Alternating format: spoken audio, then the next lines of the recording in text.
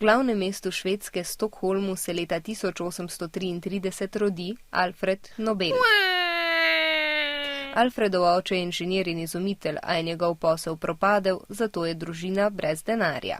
Alfred mora obiskovati šolo za revne.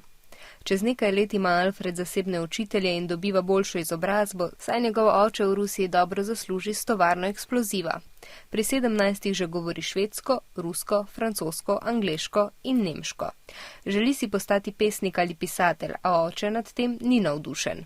Alfred, ti boš kemik, reče in pošlje sina na 2-letno študijsko potovanje po Ameriki in Evropi. Tam se Alfred sreča z nitroglicerinom, zelo eksplozivno in nevarno tekočino.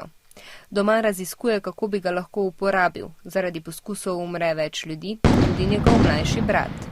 A Alfred ne odneha. Leta 1866 nitroglicerin zmeša s poroznim premogom in ga oblikuje v palice. Tako izumi dinamit.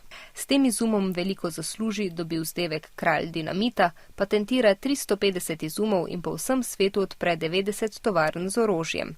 Zaradi njegovih izumov umre veliko ljudi. A Alfred Nobel hoče, da si ga svet zapomni po čem lepšem. Zato se odloči in v oporoki zapiše: Zasnoval bom nagrade za izjemne dosežke na področju fizike, kemije, medicine, književnosti in prizadevanj za mir.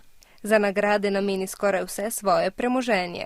Alfred Nobel umre 10. decembra 1896, prve Nobelove nagrade pa podelijo 5 let kasneje.